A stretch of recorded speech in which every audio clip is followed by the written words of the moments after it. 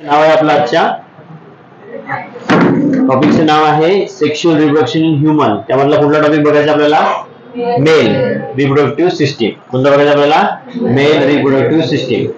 आता first, male reproductive system human consist of testis, various ducts and gland. तीन गोष्टी आहेत मेल रिप्रोडक्टिव्ह सिस्टीम मध्ये.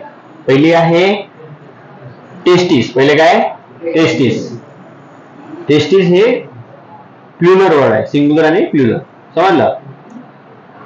मग टेस्टिस, एक टेस्टिस. दुसरा आहे व्हेरियस डक्ट. काय? डक्ट आहे. डक्ट म्हणजे ट्यूब. डक्ट म्हणजे काय? ट्यूब. यामध्ये टेस्टिस आहे, ट्यूब्स आहे आणि ग्लॅंड आहे. तीन गोष्टीपासून मेल रिप्रोडक्टिव्ह सिस्टीम बनलेली आहे. First is testis, second is duct, third is gland. त्या डायग्राम मध्ये तीनच गोष्टी आहेत. एक टेस्टिसचं नाव आहे, ग्लॅंडचं नाव आहे आणि ट्यूबचे नाव आहे. समजलं? याच्यापासून बनते mail reproductive system. Mail reproductive system consist of various म्हणजे खूप सारे व्हेरियस डक्ट्स, खूप सारे डक्ट्स आहेत त्याच्यामध्ये आणि ग्लॅंड्स पण आहेत. काय डाऊट इथपर्यंत आता? समजला? Next point, testis are present. हा एक्स्ट्रा पॉइंट आहे, लक्षात ठेवायचा, कारण समोर पुन्हा आपण कव्हर करू. Testis are present in a scrotum. Testis कशामध्ये प्रेझेंट आहे? स्कॉटम मध्ये. टेस्टिस खूप महत्वाचा पार्ट आहे मेल रिप्रोडक्टिव्ह सिस्टीम मध्ये, कारण की तो स्पर्म तयार करतो. लक्षात ठेवायचा. मेल ह्यूमन रिप्रोडक्टिव्ह सिस्टीम मध्ये दोन असं आहेत, एक आहे मेल्स आणि एक आहे फिमेल. मेल तयार करतो स्पर्म. आपल्याला रिप्रोडक्शन साठी लागतो मेल कडून जो सेल लागतो तो स्पर्म.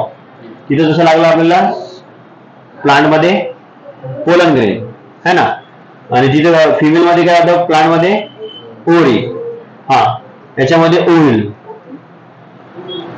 स्पर्म आणि ओव्हिल. मग स्पर्म कुठे तयार होतो? टेस्टिस मध्ये. स्पर्म कुठे तयार होतो? टेस्टिस मध्ये. तुम्ही डायग्राम काढली तुम्हाला समजेल. Testis are present in a scrotum. आणि टेस्टिस कुठे प्रेझेंट आहे? स्कॉटम मध्ये. टेस्टिस कशामध्ये प्रेझेंट आहे? स्कॉटम. सोबत सोबत चला, नाही समजलं थांबवायचं. थोडं समजलं? मेल रिप्रोडक्टिव्ह सिस्टीम मध्ये काय काय इन्व्हॉल्व होते? Testis, duct, ग्लॅंड.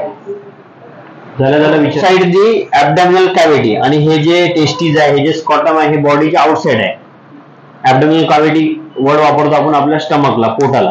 पोटामध्ये लार्ज इंटेस्टाईन, स्मॉल इंटेस्टाईन, याला ऍब्डोमिनल कॅव्हिटी म्हणतात पूर्ण याला, है ना. आपण म्हणतो स्टमक दुखत आहे, त्याला ऍब्डोमिनल कॅव्हिटी सायंटिफिक लँग्वेज मध्ये म्हणतात. मग ह्या ऍब्डोमिनल कॅव्हिटीच्या बाहेर असते मेल रिप्रोडक्टिव्ह सिस्टीम. एवढं समज सगळ्यांना आता? बघा, testis are present in a scrotum outside the abdominal cavity. पहिले बघितलं काय काय असते, नंतर बघितलं लोकेशन. हे डाऊट? एवढं समजलं सगळ्यांना? मग याच्यामध्ये काय? पहिला आहे टेस्टिस, दुसरा आहे स्कॉटम, तिसरा आहे एपिडिडायमिक्स. उच्चार लक्षात ठेवायचं. Testis, scrotum, epididymis. नंतर आहे व्हॉट डिफरन्स हियर. नंतर आहे प्रोस्टेट, ग्लॅंड, युटेरा, पेनिस. हे नाव लक्षात आले म्हणजे तुम्ही डायग्राम मध्ये नाव लिहू शकता.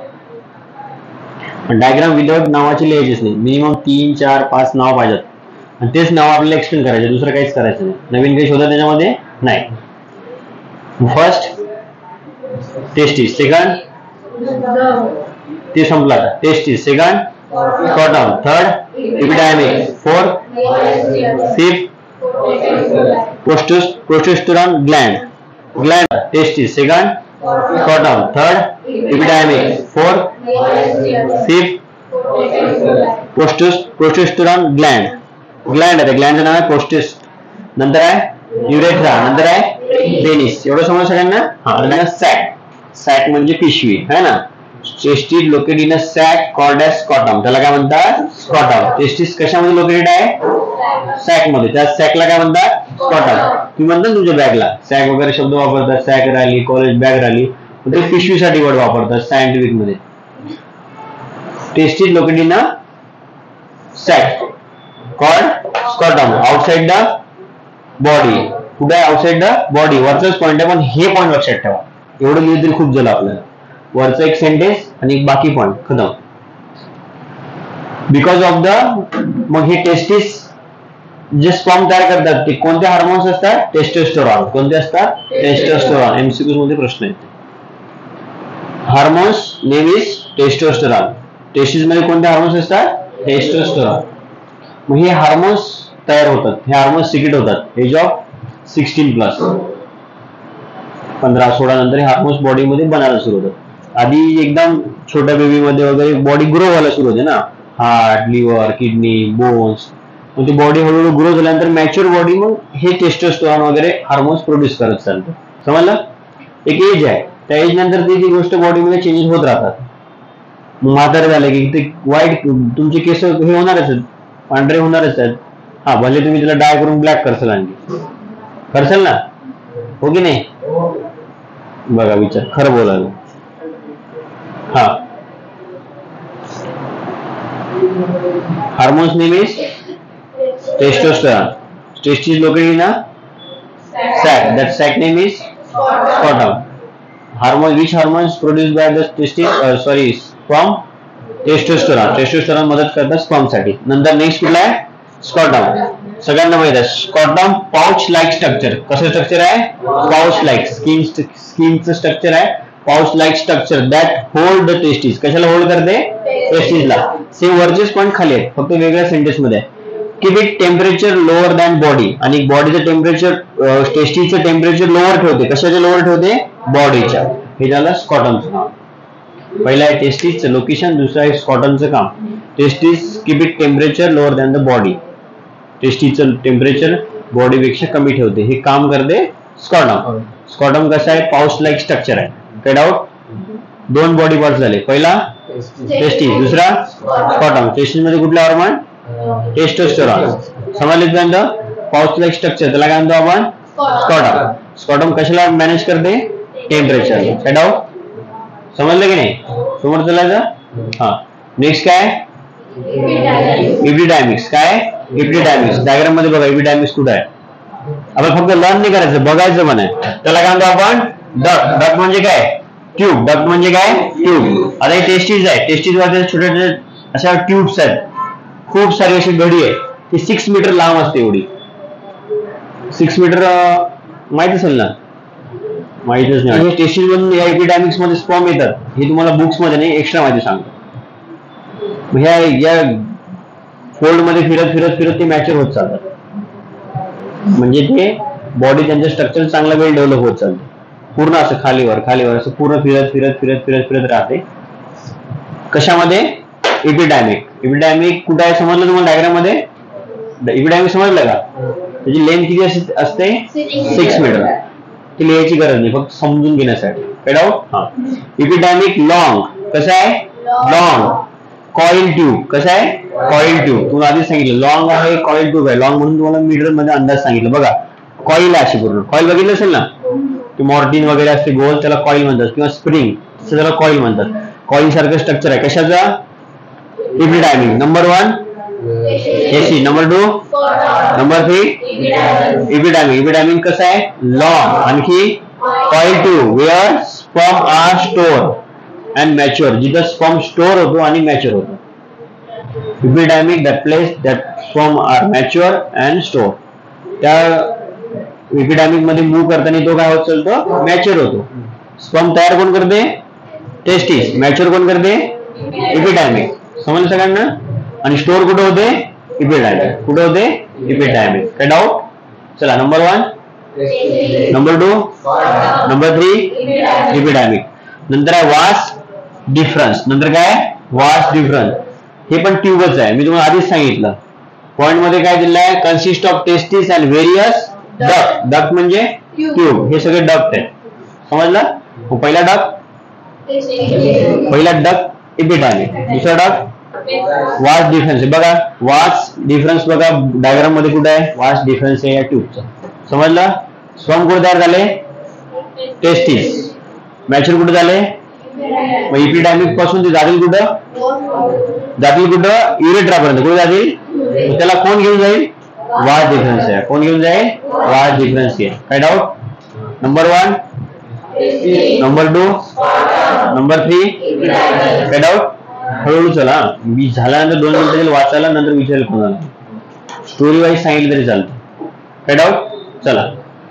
वास डिफरन्स आहे tube that carry the sperm from epididymis to urethra. हे युरेट्रा इथं क्लासला, युरेट्रा नंतर बघू आपण. डायग्राम मध्ये बघून घ्या वाटलं युरेट्रा कुठे आहे. नंतर मधात आहे एक प्रोस्टेट ग्लँड. दिसलं तुम्हाला? सेंटरला बघा प्रोस्टेट ग्लँड आहे. डायग्राम मध्ये बघा. दिसलं का? खाली बघा. दिसलं तुम्हाला? असं हार्ड सारखं स्ट्रक्चर आहे, खाली छोटं ग्लँड आहे. ग्लँड काय करतात, ग्लँड हार्मोन सिक्रेट करतात, काही लिक्विड सिक्रेट करतात, काही एन्झाईम सिक्रेट करतात, की ते काय करते, त्याला मदत करते. ग्लँड काहीतरी एन्झाईम लिक्विड काहीतरी सिक्रेट करतात, त्याला ग्लँड म्हणतात. समजलं बघा, इथं बघितलं तर आपण टेस्टिस, डक्ट अँड ग्लँड. आता ग्लँडचं काम बघू. समजलं. मग आहे पोस्ट्रेट ग्लँड. कोणती ग्लँड आहे, पोस्ट्रेट ग्लँड. प्रोड्यूस फ्लुइड, काय प्रोड्यूस करते, फ्लुइड म्हणजे लिक्विड. समजलं. Produce fluid that mix with the sperm. कशामध्ये मिक्स होते, sperm. To form the semen. काय फॉर्म मध्ये, सिमेन. सिंगल असतं की स्पर्म, लक्ष द्या, सिंगल स्पर्म असते. स्पर्मचं 9 मध्ये तुम्ही स्ट्रक्चर बघितलं असेल, त्या स्पर्मचं स्ट्रक्चर राहते. हे खूप सारे स्पर्म एकत्र येतात, त्याच्यामध्ये काही लिक्विड पण असते, त्याला म्हणतात सिमेन. त्याला काय म्हणतात, सिमेन. समजलं. सिंगल स्पर्म, पण त्यामध्ये स्पर्म आहेत, लिक्विड आहे, ते झालं सिमेन. त्या पूर्ण क्वांटिटीला सिमेन म्हणतात. त्या सिमेन मध्ये मिलियन्स ऑफ स्पर्म असतात, खूप सारे असतात स्पर्म असतात. फर्टिलायझेशन साठी एकच स्पर्म खूप चांगला आहे. हे स्पर्म काय येतात, खूप सारे स्पर्म रिप्रोडक्शन मध्ये भाग घेतात, पण जे वीक स्पर्म आहेत, अनमॅच्युअर, ते डेड होतात. बॉडी हार्मोन्स त्याला डेड करते. जो स्ट्रॉंग आहे तोच एक पर्यंत पोहोचतो, तोच फर्टिलायझेशन करतो. एवढ्या स्पर्म मधून फक्त एकच स्पर्म जातो, कधी कधी 2 जातात, तेव्हा ट्विन्स वगैरे तयार होतात, पण स्ट्रॉंग स्पर्म तिथपर्यंत जातो. समजला, काय डाऊट इथपर्यंत. हा, नंतर आता ते एक्स्ट्रा झाला. The produce fluid that fluid mix with the sperm and form the semen. काय फॉर्म मध्ये, सिमेन. Fluid provide. हे जे फ्लुइड आहे, हे पोस्टेड ग्लँडने तयार केलेलं फ्लुइड जे आहे, ते फ्लुइड काय प्रोव्हाइड करते, न्यूट्रिशन. काय प्रोव्हाइड करते, nutrition. Has the sperm to move. आणि स्पर्मला मूव्ह करण्यासाठी मदत करते, स्विम करायला. कारण की स्पर्मला पोहायला किंवा मूव्ह करायला काही लिक्विड लागेल ना, ते लिक्विड त्याला मूव्ह करायला मदत करते आणि न्यूट्रिशन प्रोव्हाइड करते. कशाला, स्पर्मला. कोणतं लिक्विड स्पर्मला मदत करते,